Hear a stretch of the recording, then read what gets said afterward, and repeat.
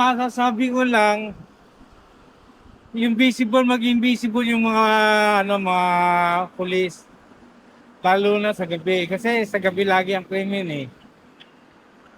Hindi ka tulad dati, panahon ni Duterte. Talagang safe. Pero ngayon wala. Sabihin nila safe. Walang safety ngayon. Ayan mga kababayan, ang saloobin po ng ating mga motor taxi driver at panoorin pa po natin ito. May parating natin sa buong Pilipinas na tayo po lahat ng Bangsamoro ay susuporta sa ating butihing Senador Robin Padilla. Takbir! Ayan na mga kababayan, nagpahayag na po ng suporta ang buong Bangsamoro para dito kay Senator Robin Padilla, ang kanilang kapatid na Muslim mga kababayan. Ito po kasi ngayon ay may mainit na isyu patungkol nga po dito sa pagsabi ni Senator Robin Padilla na siya po ay komunista. Aalamin po natin ito mga kababayan kung ano po ang ibig sabihin ni Senator Robin dito sa atin pong sarili lang pong opinyon at pananaw. Ano ho? At titingnan din po natin kung saan po nagugat itong salitang komunista. May napareact naman po dito, ito nga pong artista na sikat noon na si Darna, mga kababayan. Kaya lang itong si Darna, mukhang wala na yata ang bato ngayon. Mukhang sininghot na yata ni Banga. Mga kababayan, yan po ang ating pag-uusapan ngayon sapagkat itong si Angel Locsin ay mukhang nagtuwom ikmi concern sa kanyang mga reaksyon na ginawa. Pati ba naman si Pastor Kibuloy ay dinamay niya po dito sa kanyang, ako para sa akin mga kababayan, ito, isang isang maliit lang na opinion. Personal opinion ko lang naman ito. Laos ka na kasi Angel Locsin siguro kaya gusto mo lang magpasikat muli. Bakit? Kasi nga po, sumagot man si Kibuloy, hindi man sumagot sa Senator Robin, tiyak mayroon pong magsasagot sa iyo ang mga supporter. Napakarami pong supporter na mga ito, milyon-milyon. Kaya balik limelight ka na uli. O di ba panalo ka, blockbuster ka muli sa takilya. As if kung may kukuha na naman sa iyo. Sabagay mga kababayan, ganun talaga, di ba? Entertainment lang naman ang alam mo. Kaya lang ang hirap sa iyo, nakikisaw-saw ka, hindi mo alam ang pinapasok mo. Pues ngayon malalaman mo dito kung ano ang pinapasok mo. Angel Darna Locsin, wala nang bato, nilunok na ngagba. Anyway mga kababayan, speaking of ngagba, grabe po itong isang balita natin, kakapasok lang po. Mayroon po tayong nakitang post, hindi po natin alam mga kababayan kung ito po ay totoo. Ngunit may video po, may video na ipapapanood ko po sa inyo mga kababayan at kayo na pong humusga kung gaano ang katotohanan patungkol po dito na mayroong, naalala nyo po itong binabanggit nitong isang rider mga kababayan, ang kanilang mga pag-aalala. Ano ho? Sa panahon ng Duterte, mabuti pa dahil walang krimen. Ngayon, dagger mismo, nagba. Nakakalungkot po mga kababayan, ay binaril daw po. Tuhayan po natin yan mga kababayan. Ano ho? Pagamat dagger po ito ng kabila, ako po ay hindi rin po ako sang-ayon. No? Hindi rin po ako sang-ayon na mayroon pong kababayan tayo na nasasawi, no, mga kababayan. Tandaan po natin, para sa akin, ang atin pong pakikipaglaban ay hindi sa laman at dugo. Ito po ay pakikipaglaban dun po sa mga argumento natin na naaayon lang po sa batas ng konstitusyon. No ho? Hanggang doon po tayo. Anyway, mga kababayan, bago tayo magpatuloy, ako po muna ay nag-aanyaya sa lahat ng mga bago pa lang pumasok o ngayon pa lang nakabisita sa aking channel. Paki-like, paki-share, paki-subscribe na rin. Marapating kabayan, wala pong bayad yan. At sa mga matatagal na mga subscribers ko rito, maraming salamat sa inyo mga kababayan. At tatanawin ko pong malaking utang na loob ang inyong suporta sa akin. Wala pong bayad yan. Maraming salamat. Bueno, ito na po. Tunghayan na po natin, diretso na po kaagad tayo dito pong sa issue. Nito pong banat ni Locsin dito, ni Angel Locsin mga kababayan. Ito po yung banat ni Angel Locsin, ano ho? Nung si Senator Robin kasi ay may pahayag na komunista po ako. Ayun po yung post ni sabi ni Senator Robin doon nga po sa pagdinig diyan sa Senado sa impeachment. Ay mga kababayan ayan po pala no yung ano natin. So ito, yung banat ni Senator Robin, yung pahayag ni Senator Robin na ito ay nag-react dito, itong si Angel Locsin. Sabi dito ni Senator Robin, komunista po ako. Padilla questions Attorney Lutok on Operation Romanov. Background. Eto na. Ito si Locsin. Yesterday po ito mga kababayan, 3:08 AM, ang aga, no? Noong mga panahon magkasama tayo, madalas mong ikwento yung panahon na namundok ka at nag-armas para ipaglaban ang bayan. Sabi mo pa nga, dinadalaw ka ng ex mo sa bundok. Sa statement mo na to, kahit papaano natuwa akong makita ulit yung dating Robin Padilla na nakilala ko. At least honest ka ngayon, kuya. Ang tanong ko lang, nasaan ka nung panahong niriridtag ako at ako kahit alam mong hindi totoo? Actually, kasama mo pa nga at katsikahan yung mga nagriridtag, naghugas kamay at pumikit sa katotohanan. Isa sa mga pinakamalaking dahilan kung bakit ka binuto ng maraming Pilipino ay dahil inasahan nilang magiging matapang kang boses para sa mga kapatid nating Muslim. Pero, bakit parang ipinaglaban mo pa si Kibuloy? Naniniwala ka ba talaga na siya ang appointed son of God? Isa ka sa mga pinakamakabayang taong nakilala, ikaw si Andres Bonifacio. Kaya nakakalungkot pag nakakabasa ako ng stand mo pagdating sa China. Hindi ito ang Robin Padilla na nakilala at hinangaan ko. Kahit papaano, alam kong halos pareho tayong landas na dinaanan. Galing sa hirap, nagtrabaho ng maaga, tinangkilik at nakapagpasaya ng mga tao. Ang utang na loob natin ay sa ating Diyos at sa lahat ng Pilipino, hindi lamang sa isang tao. Tama na kuya, gising na, hindi pa huli ang lahat. At Robin Padilla. Mga kababayan, isa-isahin natin, puntuhan po, i-analyze natin ang lahat ng mga sinabi dito ni Angel Locsin. Sabi niya rito, nung mga panahong magkasama tayo, kasama daw sila mga kababayan ha, madalas mong ikwento yung panahon na namundok ka at nag-armas para ipaglaban ang bayan. Sabi mo pa nga, dinadalaw ka ng ex mo sa bundok. So magkasama daw sila mga kababayan. Ang tanong, saan sila magkasama? Ito na kaagad, di ba? Isa-isahin natin mga kababayan kasi nga, di ba, mapupunta tayo dito sa niriridtag siya eh. Kung titingnan natin tong una niyang mga sinabi sa Laysay, nung mga panahong magkasama tayo, madalas mong ikwento yung panahon na namundok ka at nag-armas para ipaglaban ang bayan. Sabi mo pa nga, dinadalaw ka ng ex mo sa bundok. So, saan kayo magkasama? Sa bundok? Saan? Dapat liwanagin mo para hindi mag-iwan ng tanong sa taong bayan at hindi kami mag-assume kung saan kayo magkasama. Magkasama ba kayo noon magjowa? Magkasama ba kayo magkaibigan? Saan kayo magkasama? Hindi po pwedeng basta mo lang iiwan kasi nga niriridtag ka nga eh. Tapos sabi mo nga, madalas mong ikwento nung nasa bundok ka. Magkasama rin ba kayo sa bundok? O, di ba? Yan yung tanong.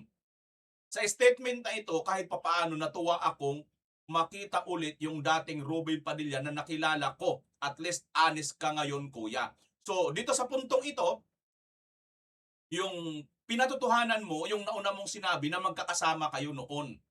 Ang tanong na lang ng taong bayan dito, saan, kailan kayo magkasama? Anong panahon, anong sitwasyon kayo magkasama? Okay? Dapat liwanagin mo rin yan, Angel, no? Ang tanong ko lang, nasaan ka nung panahon? Sige, iwan na natin yan, ha? So, doon pa lang sa dalawa niyang mga salaysay, magkasama, may mga tanong na kagad tayo dito eh. Kasi nga, sinasang-ayunan niya, ang tanong, hindi niya ni-reveal kung saan. Diba? Siya na rin lang may sabi na magkasama daw sila. At natuwa nga siya dahil honest daw si Senator Robin ngayon. So ngayon, Saan yun? Saan si Senator Robin honest? Anong sitwasyon yun? Anong magkakasama kayo? Magkasama ba kayo dyan mga panahon na yan? Sa showbiz? Sa bundok? Kung saan-saan kayo? Di ba? Dapat linagay mo rin yan dyan. Di ba? Halimbawa, nung magkasama tayo nung panahon nung tayo ay shooting, nung magkasama tayo ay panahon na nag-date tayo, nung magkasama tayo na panahon na mundok tayo, mga ganun ba? Hindi po pwede yung ano ka lang. Hindi po pwede mag-iiwan ka ng tuhon may concern dito, Angel. Oo, Angel pa naman ang pangalan mo. Hindi mo naintindihan siguro ang pangalang Angel, no? Hindi mo alam ang kahulugan ng Angel. Okay, ito. Ang tanong ko lang, nasaan ka nung panahong nire-red tag ako kahit alam mong hindi totoo? So, tinatanong mo sa Senator Robin, nung panahon na nire-red tag ka, alam daw ni Senator Robin na hindi yun totoo. Na ano? Na hindi ka MPA? Na ano? Na hindi ka talaga kasapi doon sa kilusan? Kasama mo nga si Senator Robin eh. Di ba? Kaya nga dapat yung una niyang sinabi mga kababayan, mayroon na siya kagad niliwanag doon. Tama hindi? Kasi nga nire-red tag ka eh. Kasama mo si Senator Robin eh. O umamin si Senator Robin, komunista siya. O kasama ka. Paano yan? O ngayon, ito na. Actually, kasama mo pa nga at katsikahan yung mga nagre-red tag. Naghugas kamay at pumikit sa katotohanan. Kita mo mga kababayan? Kasama pa daw ni Senator Robin yung mga nagre-red tag. O ngayon, wala kang pinapangalanan. Sino-sino ba ito mga nagre-red tag? So ibig sabihin, kung dito yung ang conclusion mo ngayon, ibig sabihin, tinatanggap mo, nakasama ka doon. Isa kang komunista. O, isa sa mga pinakamalaking dahilan kung bakit ka binoto ng maraming Pilipino ay dahil inasahan nilang magiging matapang kang boses para sa mga kapatid nating Muslim. May punto ka dyan. May katotohanan yan. Oo. Kaya nga ngayon yung mga Muslim nagsasalita pabor dito kay Senator Robin at sinusuportahan si Senator Robin, ba mga kababayan? Pero bakit parang mas ipinaglaban mo pa si Kibuloy? Teka sandali. Una niyang sinabi dito mga kababayan, balikan natin isa pang pinakamalaking dahilan kung bakit ka binoto ng maraming Pilipino ay dahil inasahan nilang magiging matapang kang boses para sa mga kapatid nating Muslim. So, dinamay mo ang lahat ng mga Pilipino kahit hindi naman Muslim, kahit Kristiyano, kahit Katoliko, kahit INC, kahit PUJC, kahit anong relihiyon pa dyan, kahit born again, sinabi mong mga Pilipino, pero ang inaasahan mo, boses ng mga Muslim. Parang wala yata sa logic, Miss Angel, no? Mukhang hindi mo talaga nagigits yung points, no? Kasi malamang sabihin mo, inasahan kang boses ng mga kamuslimam kaya ka binoto. Huwag mong lalahatin. Kasi nga kung para sa Muslim lang din talaga ang may nito, may interest, hindi lahat ng Pilipino. Gets mo? Kasi boses lang para sa mga Muslim, binanggit mo eh. Dapat, ang banggit mo dito, boses ng lahat ng mga Pilipino, lalong-lalo na sa boses ng mga Muslim. I-generalize ka masyado eh. Pero saan mo ngayon tinitwist? Ito na. Pero bakit parang mas ipinaglalaban mo pa si Kibuloy? Parang ang dating mga kababayan, dapat nga sa Muslim ka, doon ka ang boses at yun ang ipaglaban mo, bakit parang pinaglalaban mo pa si Kibuloy? Ganyan yung kanyang tanong. Na ito pa ang matindi. Ito yung matinding tanong niya na bilang isang, siguro naman, hindi naman siguro ito atheist, di ba? Yung walang paniniwalang Diyos. Siguro naman may isa rin tong religion na sinasampalatayanan, ano?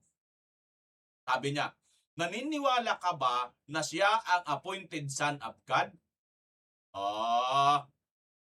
Dito na tayo ngayon mga kababayan. Dito na tayo ngayon magre-react. mahalaga dito, paghiwalayin po natin ang politika at ang faith or pananampalataya.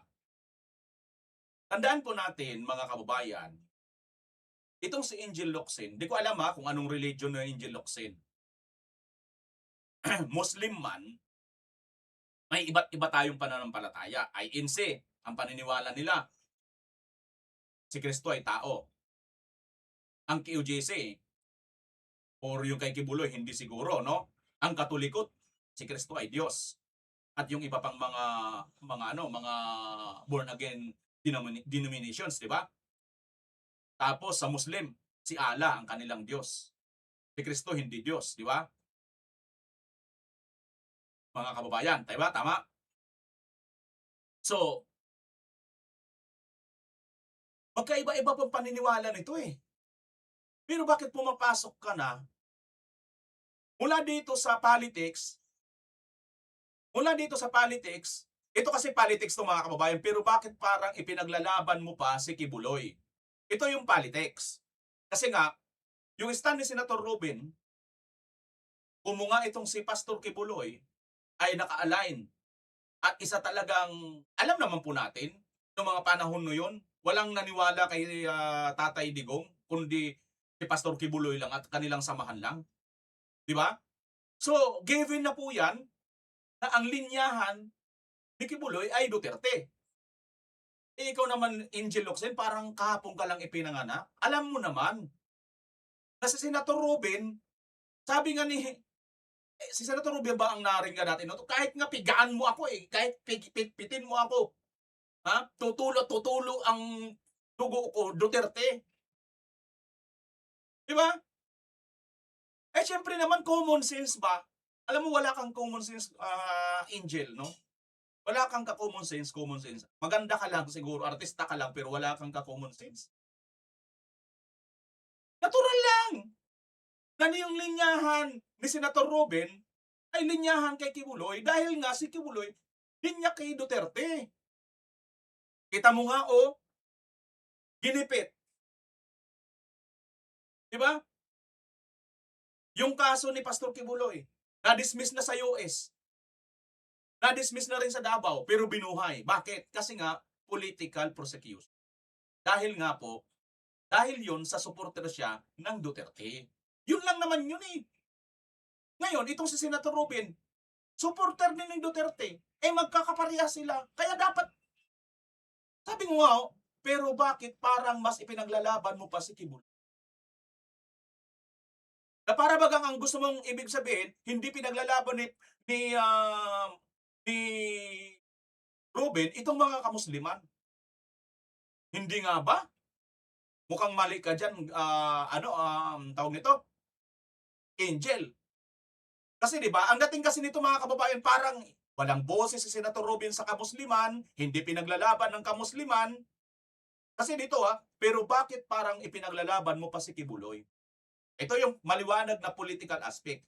Ang paliwanag na dito, si Kibuloy, kahit sinuspinde ng indefinite suspension ang SMNI na hindi naman po labag po ito sa batas, may discretion abuse, grave abuse of power po ang ginawa nitong Marcos administration at yung 19th Congress ng TUADCOM.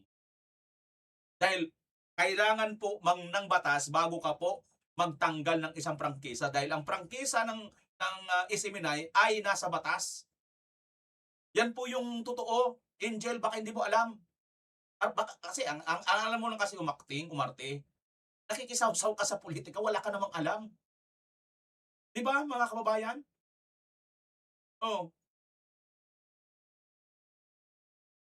Yan, dyan pa lang sa politika, dalawa kasi ito mga kababayan Dalawang issue ito.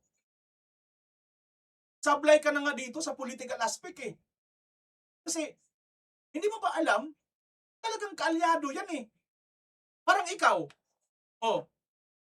sino bang kaalyado mo? Sige nga, sabihin mo nga, anong kaalyado mo? Sinong kaalyado mo? Mga oligarko? Mga dilawan? Mga boss mo sa showbiz? O di ipagtatanggol mo, di ba? Di ba doon naka-align din lahat ng mga linyahan ng paniniwala mo, at yung serbisyo mo kasi doon ka naka-align eh. Tama hindi? Oh, kung naka-align ka sa sabi mo nga nire-red-tag ka ng mga sa mga MPA ka ba yata nire-red-tag? O di ba doon ka naka-align? Kung doon ka naka-align, doon ka talaga sumusuporta. Tama hindi? Ganito lang din yan sa Senator Ruben. Siyempre magkaka-alliance lang sila kay Pangulong Duterte. Di ba? At hindi naman po nagrereklamo mga kamusliman. Dahil in fact, magkaibigan po yung KOJC at saka mga Muslim. Punta kayo sa Davao. Anak ng teteng naman oo. Di ba? Yung yung ano nga, yung MNLF nga eh. May Muslim, may Kristiyano, may Lumad. Iba't ibang relihiyon din. Di ba? Oh. Alam mo, Angel Locsin, ganda ng pangalan mo, Angel. Manatili ka sana sa pangalan mo na yun. Bilagyan mo ng hustisya yung pangalan mo. Kasi yung pangalan mo, alam mo, sa totoo lang, Angel. Pero dalawa rin yan eh. Meron din angel ng demonyo. Tanong, tangka, angel ka ba ng Diyos? Angel ka? Tanong lang naman yun ha. Kasi dalawa ang angel eh. May angel na ni Satanas, may anghel din. Tangka doon. Tapos na natin yan, yung tungkol sa politics. So sablay siya dito sa politics. Dito naman, naniniwala ka ba talaga na siya ang appointed son of God? Ito, ano na ito, Angel? Tungkol na ito sa faith, belief. Sa totoo lang, Angel, hindi mo na ito dapat tinatakil pa eh. Kasi kung dito pa nga lang sa politics, sablay ka na. Sablay na yung lohika mo, mas lalo kang sasablay dito sa religion. Bakit? Kasi unang-una, belief po nila yan eh. Paniniwala po yan ng KOJC. Ngayon, ibang debate yan. Hiwalay pong debate yan. Ngayon, kung gusto mo talaga na mapatunayan yung mga akusasyon mo, kasi parang nag-aakusa ka dito na naniniwala ka ba talaga na siya ang appointed son of God? In fairness naman kasi na Robin Padilla, kung iimbitahin ka ni Kibuloy, iimbitahin ka na Senator Robin Padilla. Oh. Patunayan sa'yo. Sabihin sa'yo ng Senator Robin, what if kung naniniwala ako? Tatanggapin mo ba? Kung hindi mo tatanggapin, wag mo akong pagbintangan na ganyan. 'Di ba? Kung hindi mo tatanggapin. Ngayon, kung hindi mo rin tatanggapin, kung tatanggapin mo naman, bago mo tanggapin, alamin mo. 'Di ba ka? O di kung may hamon sa'yo, si Kibuloy na humarap ka para patunayan sa'yo yung claim niya, di ba dapat pantay din naman? Hindi yung parang to whom it may concern, magpapasabog ka lang ng mga salita ng mga ganito ganon, katulad yan ngayon. Para hindi naman masabing mema ka lang, Angel. Kasi ang nangyayari dito ngayon, pag hindi mo suportahan itong mga aligasyon mo, kasi itong tanong niya, naniniwala ka ba talaga na siya na ang appointed son of God? Parang hindi ito basta tanong eh. Bastang mayroon ka ng accusation eh. Na mayroon ka ng sariling gustong sagot. Parang hindi naman siguro yan tama, Angel. Na lagi kang may conclusion. May conclusion ka ng sagot dito eh. Ngayon, kung sasabihin mo sa akin, hindi Bimar, sakaling mapanood mo ito. Hindi Bimar, wala pa akong conclusion din. Kung wala ka pang conclusion, makinig ka. Samahan mo si Senator Robin. Mag-usap kayong tatlo. Umarap ka. Di gusto mo, i-cover kayo namin. Diba?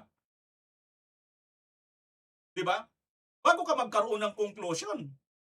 Ang hirap kasi sa'yo, basta ka lang makabanat, yung hindi mo binibigyan ng emphasize o hindi mo binibigyan ng clarification. Ito para sa ganito, ito para sa ganun. Pinagrarambul-rambul mo, pinagdidikit-dikit mo, pinagdudugtong-dugtong mo, yung magkakaiba-ibang issue. Nasaan ang hustisya? Ikaw nga eh. Iba ka dito sa sinasabi mo na Ang tanong ko lang, nasaan ka nung panahong nire-read tag ako? Di ba ga ito parang naghahanap ka rin dito ng ano, kay Senator Ruby, naghahanap ka dito sa kanya ng para bagang hustisya? O, naghahanap ka ng hustisya dyan sa puntong yan, eh dito ayaw mo rin maghanap ng hustisya dito? Bigyan mo rin ng justice ang kampo ni Kibuloy at Senator Robin Padilla para patunayan din sa'yo yung mga katanungan mo. Then bago ka bang maglagay ng conclusion? Di ba mga kababayan? Di ba mas maganda kung magharap-harap silang tatlo? Magpaliwanagan. Ito, Senator Ruben. Ito ako. Tuturuan kita, Angel Locsin, ha? Senator Ruben. Ako kasi, sa political na issue, sabihin, halimbawa ako si Angel. Tuturuan kita, Angel. Ako kasi, Senator Ruben, sa nakikita ko sa'yo, ha? Parang mas pinapaboran mo pa si Kibuloy kaysa sa mga Muslim na mas dapat kang pumabor o mas dapat kang maging boses sa mga Muslim dahil Muslim ka. Nakikita ko ngayon sa'yo, mas pabor ka pa dito kay Kibuloy. At ang isa pang punto ko sa'yo, bakit parang instead na naniniwala ka sa turo ng Muslim, bakit parang mas naniniwala ka pa sa turo ng KOJC? Na si Kibuloy ay appointed sa Damgad. Di ba? Pwede mo ba sa akin ipaliwanag yan? Para naman mayroon akong conclusion na sa akin sarili. Maliwanagan naman ako. Kasi nahihiwagaan ako eh. Oh. Di ba ka ganun? Di ba ka kung ikaw, Miss Angel Locsin, kung talagang ano ka lang, yung bang wala kang gusto lang ditong, di ka lang lalabas na mima lang. Di ba dapat ganun ka? Magbibigay ka lagi ng benefit of the doubt at bibigyan mo lagi ng pag-asa yung iba na makasagot. Hindi lang yung basta sarili mo lang opinion at sarili mo lang conclusion. Di ba?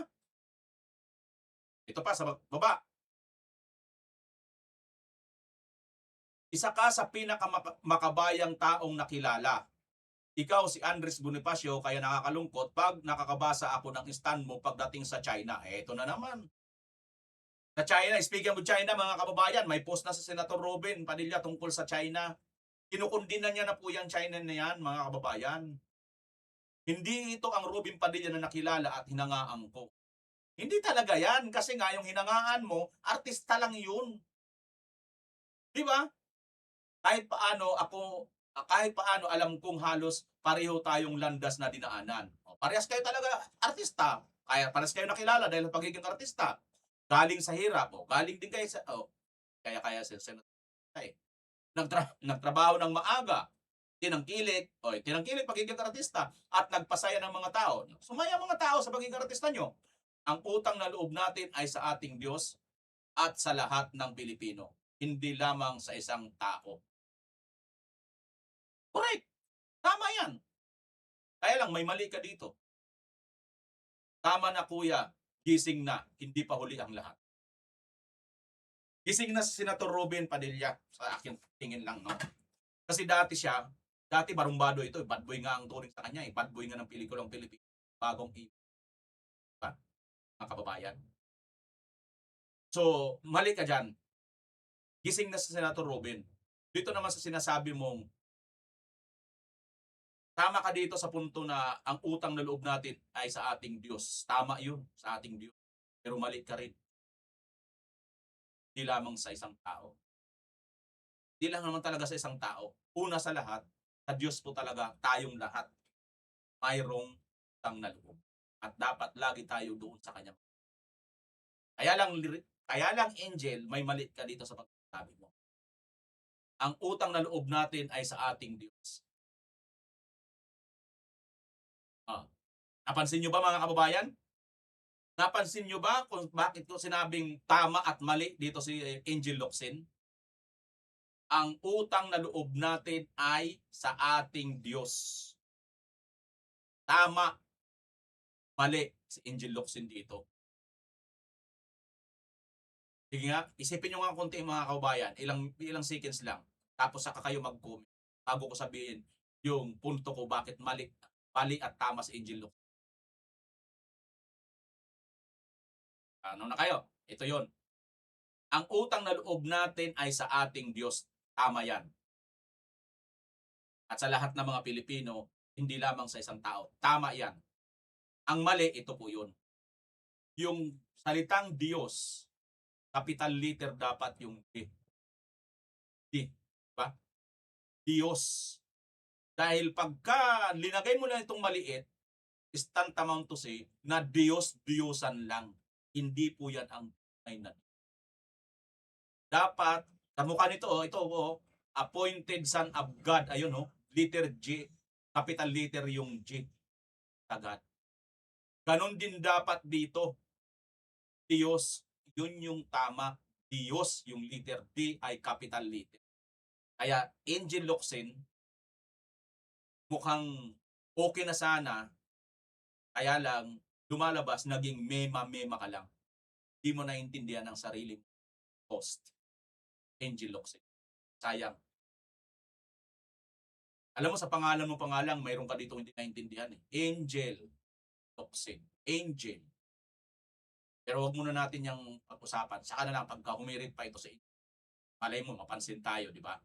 Pero ito, sang-ayon ba kayo mga kababayan na ang utang na loob natin ay sa ating Diyos? Dapat Diyos malaking kapital or malaking letter, capital letter dapat. Sinong sang-ayon sa akin na pag linagay mo itong maliit na letter, ito ay nangangahulugang Diyos-Diyosan, hindi po tunay na Diyos. Dapat, kung tunay na Diyos, lagi po yan capital letter. Lagi pong pinakamalaking letter. Lagi po yan. Kasi po, yan po ay tumutukoy sa tunay. Katulad dito, God. Okay? So in short, Angel Locsin, pag hindi mo nagawa, pag hindi mo tanggapin, mukhang hinahamon ka na yata ng pamunuan ni Pastor Kibuloy at ni Kibuloy, ni Senator Ruben, na magharap-harap kayo para dito sa tanong mo na naniniwala ba sa Senator Ruben na siya daw ay appointed son of God. Para maintindihan mo yun. Hindi naman, isama mo na kami, di ba? Kami na magbablog. Kalimin natin, payagan tayo mag-vlog, di ba?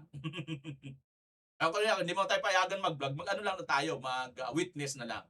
Noon. Di ba? Masaya yun. Para, ito yung kasi Angel Locsin Ito yung kasi. Para hindi ka maging mema lang. Kasi magiging mema ka lang dito. Pagka nagkataon, magiging mema ka lang talaga. Magiging mema ka lang, Angel. Dahil, sasabihin lang ng taong bayan, kaya mo lang ito ginagawa. Kaya ka lang nag-iingay ngayon. Bakit? Isa ka ng lausyang. Lausyang ka na hindi ka nakilala.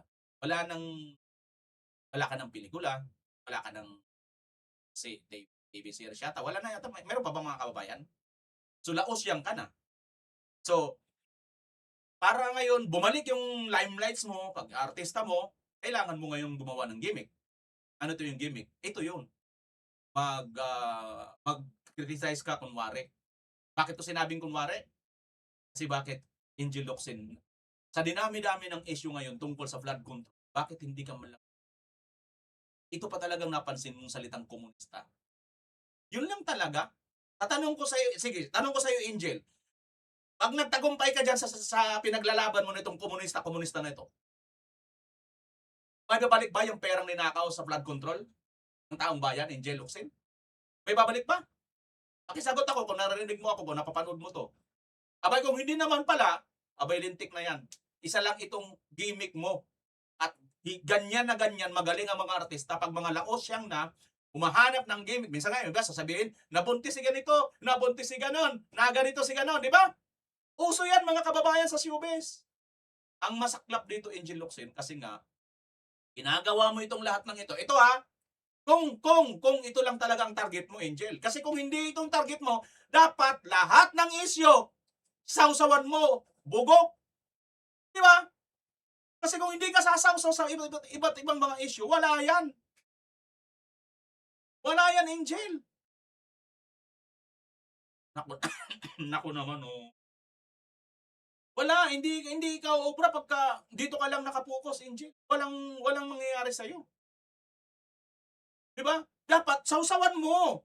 Hindi porket hindi mo na masasabihin ngayon, Ay, bakit mo ako didiktahan? Eh, bakit ka nakikisawsaw? Di ba? Nakisawsaw ka rin lang, aba, sumawsaw ka rin sa ibang mga issue. Politika sa Senator Robin, di ba? Politika, o di. Mayroong issue ngayon, ang flood control, bakit tahimik kayo? Ito yung dapat na sausawan mo dahil sa komunista na ito, manalo ka man dito sa argumento, sa sinausawan mo na ito kay Senator Robin Padilla, ang tanong, kakain ba kami? May babalik ba lahat ang ninakaw sa flood control, Angel Locsin? Ngayon kung masabi mong, masagot mong hindi, aba pues, tigilan mo na rin yung kasasawsaw mo kasi sausawira ka lang, gusto mo lang magpasikat muli dahil laos siyang ka na. Yun ang lalabas na interpretasyon ng taong bayan. Angel. Na hindi mo nga alam eh. Mali-mali pa, pati pangalan mo, hindi naintindihan. Speaking of Angel, mga kababayan, ito na. So ito, Bangsamoro ba ka mo, Angel? Ito, panoorin natin ito, mga kababayan. Sinasabi mo bang Senator Robin parang hindi siya nagaano sa, parang mas pumapanig pa siya kay Kibuloy kaysa sa Bangsamoro. Ito, panoorin mo ito, mga kamusliman. Bismillahirrahmanirrahim. Assalamualaikum warahmatullahi ta'ala wabarakatuh. Waalaikumsalam. Kami po ang IPS ng lungsod ng Banay-Banay, Davao Oriental na nakiisa sa pakikibaka ng ating kapatid na Robin Padilla na sana may parating natin sa buong Pilipinas na tayo po lahat ng Bangsamoro ay susuporta sa ating butihing Senador Robin Padilla. Takbir! Kami po, kung ano po ang hinatnan ng pakikipaglaban laban sa korupsyon, kami po ay handang sumuporta kahit ang aming buhay ay pwede namin ibuhis alang-alang sa pagtulong ng aming mahal na kapatid Robin Padilla. Kami po ang IPS ng Banay-Banay at Salampulis na kung anumang oras na kailangan na ang tulong namin, kami ay magpunta ng Maynila, makilawak sa anumang labanan kahit na nangangahulugan ito ng buhay ng aming mga leader sa lungsod ng Banay-Banay. Assalamualaikum warahmatullahi ta'ala wabarakatuh. Ayan, mga kababayan, nakahanda po sila magtungo ng Maynila kahit pa daw po ay ito ay mitsa ng kanilang buhay para lang suportahan ito si Senator Robin Padilla patungkol nga po dito sa pinaglalaban tungkol sa isyu ng korupsyon, pagnanakaw. Angel, ano bang ipinaglalaban mo? Ito na po, nagsalita na ang mga kamusliman na pinaglalaban nila si Senator Robin Padilla dahil ang pinaglalaban ng Senator Robin Padilla ay tungkol nga po dito sa mga nakawan na mga nangyayari sa ating bansa, itong korupsyon.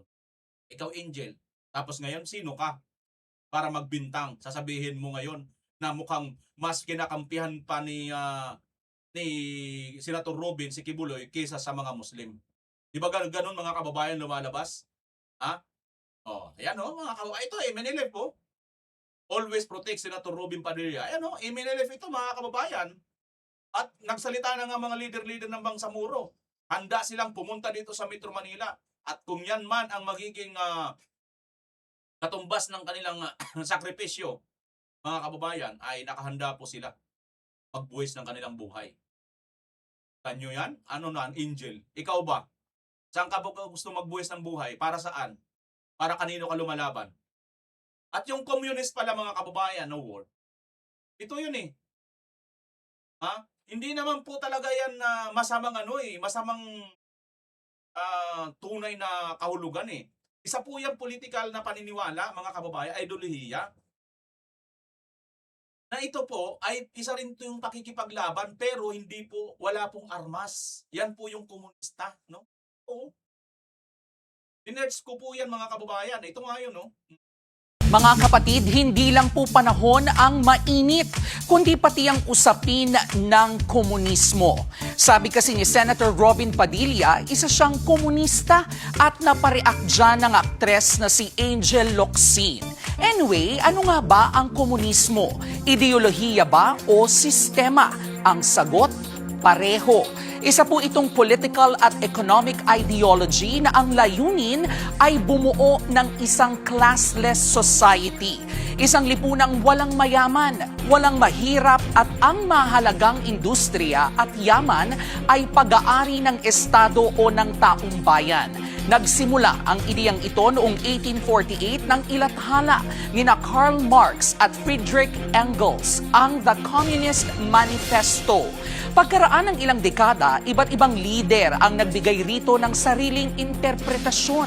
Nandyan sina Vladimir Lenin sa Soviet Union at Mao Zedong sa China. Noong kasagsagan ng Cold War, halos 1/3 ng mundo ang may gobyernong komunista. Ngayon, 5 na lang ang nananatiling pinamumunuan ng mga partidong komunista. Yan po ang China, North Korea, Vietnam, Laos at Cuba. Sa Pilipinas naman, noong 1968 ay itinatag ni Jose Maria Sison ang Communist Party of the Philippines. At noong 1969, isinunod ang armadong sangay nito na New People's Army. Ang CPP-NPA insurgency ang itinuturing na pinakamatagal na communist insurgency sa Asia na tumagal ng mahigit 5 dekada. Mga kapatid, isang seryoso at malalim na usapan ang komunismo. Hindi lang po ito isang salita.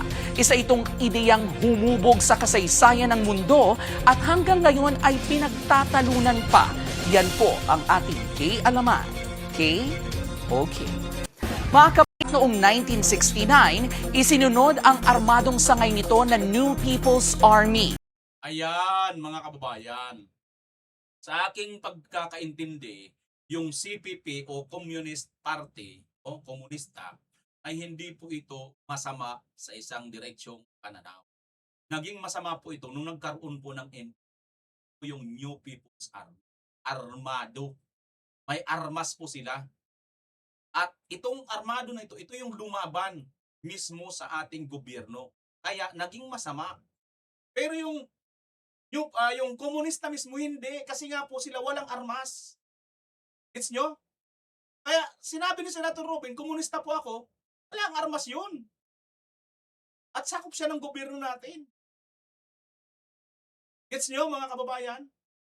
At isa sa napakagandang halimbawa ng komunista na namuno sa mundo, China, tingnan nyo ang China, ang ganda. Number 1 economy na sila yata sa buong mundo ngayon. Sa technology lahat na. Nasa kanila ng lahat. Wala na talaga. Ewan ko kung sa armas siguro yon. Baka sa armas lang ang Amerika. Wala pa rin ang number 1. Pero sa lahat halos, sa economy, wala na po. China na po. Kahit saan ka pumunta sa buong mundo, mayroon China ang produkto. Subukan mo, tumingin mo lahat ng mga gamit, may made in China. Wala na po mga kababayan. So sila po ang halimbawa na maganda ang naging resulta ng komunista. Ang problema nga lang, pag ginamitan mo ito ng armas, yun ang hindi maganda. Diba, mga kababayan? Yan po. Yan po yung komunista. Naging masama ito nung nagkaroon ng MPA, New People's Army. Lumaban, may armas, yun ang masama. Yan. It's nyo na ngayon. Pangalan nito, Angel Locsin, baka hindi mo na-gets ang komunista na tinutukoy ni Senator Robin. Yung tinutukoy ng Senator Robin na komunista, yung walang armas, yung hindi lumalaban sa gobyerno. Kundi, political aspect ang pinag-uusapan. Okay, di pa tayo tapos mga kababayan, balikan lang natin ito. Kasi, di pa tayo sa isang issue. Dito na po yung issue tungkol po dito sa isang wala mga kababayan kung paano na ito. Panoorin po muna natin itong sabi dito ng title nitong post na to, nakakabahala ilang motorcycle taxi driver natakot ng bumiyahe dahil sa banta ng kaligtasan. Ito, panoorin natin buong video mga kababayan. Ngayon, nakakabahala para sa aming mga MC rider, taxi. Siyempre, apektado yung hanap buhay namin kasi una-una, nangyayari ngayon, sunod-sunod yung krimen. Itong nakaraan lang, nasaksak yung isang mobile rider, tapos ngayon may binaril sa Cavite. Kaya sa amin, apektado talaga hanap buhay namin. Imbis na, kasi sa gabi kasi, talagang may mga bumiyahe na MC taxi, hindi maiwasan Lalo pag nangangailangan talagang kumita ng malaking pera. Yun naman, kahit sapat lang nakakita sana eh. Kaso nga lang, yung ganung nangyayari, ngayon talaga halos lahat kami apektado kasi natatakot kami. Lalo pag ang pasahero namin sa gabi, lalaki, ang inaano namin, kinakabahala namin. Tsaka yung mga lugar na alanganin, doon kami nababahala eh. May mga area kasi talaga na madalas nangyayari yung ganun. Nag-pick up ka ng pasahero, di mo sure. Pagsakay niya kung criminal na ba yung sakay mo, wala kaming assurance. Yung security ba? Ang masasabi ko lang, yung visible, maging visible yung mga pulis. Lalo na sa gabi. Kasi sa gabi lagi ang krimen eh. Hindi katulad dati, panahon ni Duterte. Talagang safe. Pero ngayon wala. Hindi nila safe. Walang safety ngayon. Ayan mga kababayan, sabi nga ni Kuya, sana maibalik or sa anong panahon ni Duterte, safe po noon, hindi katulad noong panahon ni Duterte. Ngayon, sabi nila safe, hindi po safe ngayon. Mismo na po mga rider na po yan mga kababayan. Ako po, kaisa po ako nito mga rider na ito. At kinikilabutan po ako ng mga video mga kababayan to. Madami po mga naglabasan ng mga video. Move It General Manager Winnie Jacinto confirmed that all are covered by 500,000 life insurance. Alam niyo mga kababayan, ayaw ko lang po ipalabas kasi baka ma-restrict po tayo ni YouTube. Kabi-kabilaan na po ang mga pangyayari. Nagugurgur ang ating mga naghahanap buhay lang po ng mga motor taxi. At nalulungkot po ako, lalo na personal, kasi isa po ako sa kasama nila. Dati po tayong nagtrabaho dyan, mga kababayan. At ngayon, mayroon pa tayong isa sa kinalulungkot. Kasama rin po natin sa trabaho. Bagamat magkaiba po ang ating pinaniniwalaan na politiko. Pero bilang isang kasama rin sa trabaho, mga kababayan, nalulungkot po ako, may isa pong vlogger. Vlogger po itong isang loyalistang vlogger mga kababayan ay patay na daw po, binaril. Turin po natin itong video bayan natin kung gaano ito katotoo. Ano? Marami na daw po kasi ang nag-post eh. Kaya sinasabing totoo po ito. Ayan po siya. Hello guys, nandito na naman tayo at eto isang malungkot na balita no. Rip nakikiramay tayo sa pamilya nitong si Mima Alicia. So siya po ay wala na. So siya ay binaril kagabi sa Caloocan. At sa tama ang ulo. So confirm po, patay na si Mima Alicia. Sa mga hindi nakakakilala, si Mima Alicia po ay isang loyalistang vlogger natin. At kasama natin sa pag-vlog, no, sa pakikipaglaban dito sa mga may sayad, sa mga siraulo at mga may saltik na didilis, no. At eto nga, kung naaalala ninyo yung sinasabi sa namin dati ni Pebbles na meron ng mga banta talaga sa buhay. Ako, pero hindi ko nabanggit. Parang nabanggit ko yata si Mima Alicia na rin nun. Hindi ko lang matandaan, no? Si Mima Alicia, sino pa ba mga kasama nun? Si Mike, si Nyolo yata kasama rin, ano? Tsaka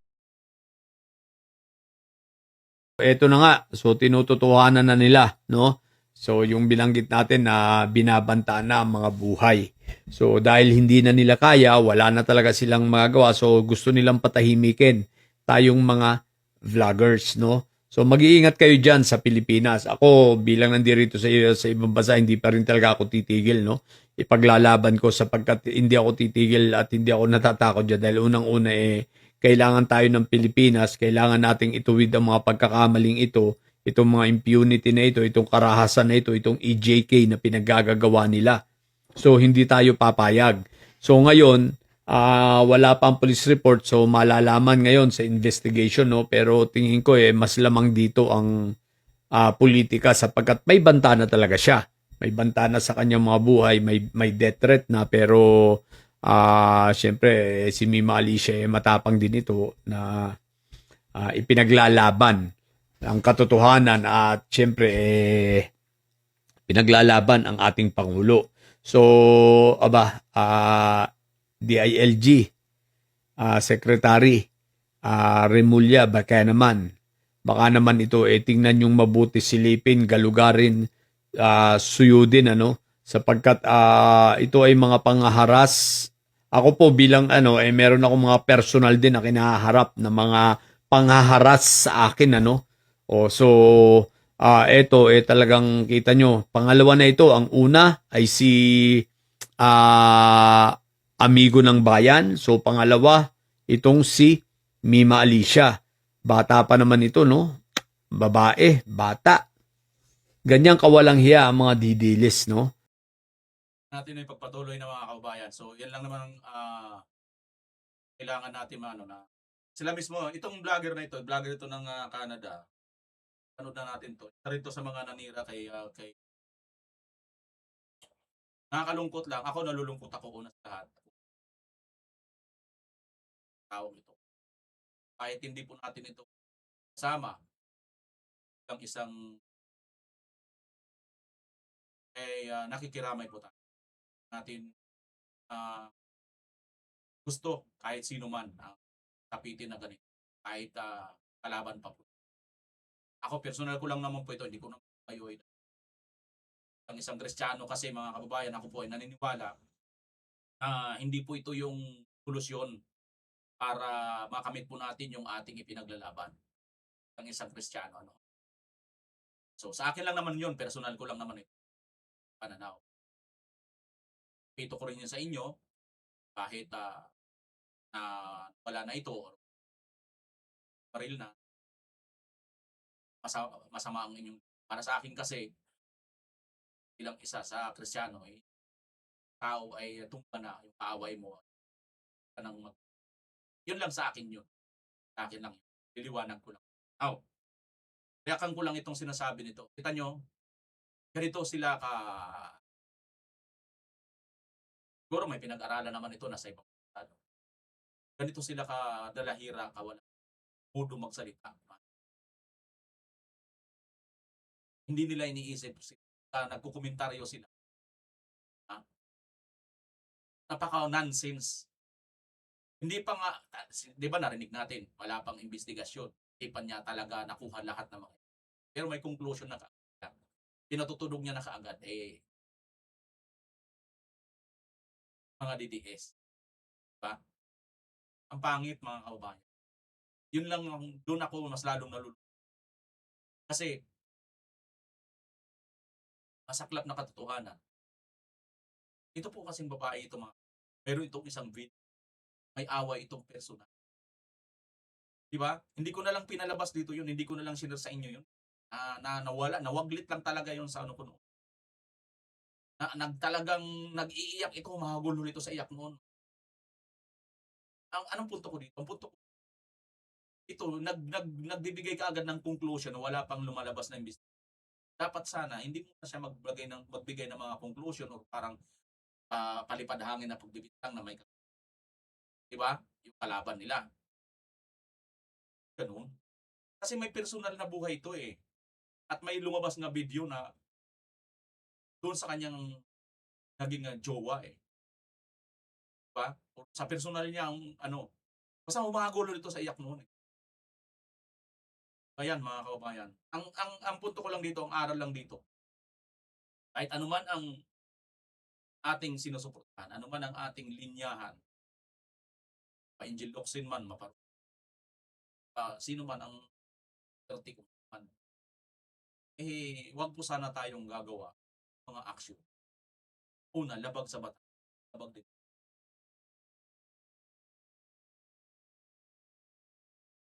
Sabi pa. O personal. Babaeng ito. Pakicomment nyo po dyan sa baba. Sasabi. Sapa po. Salamat.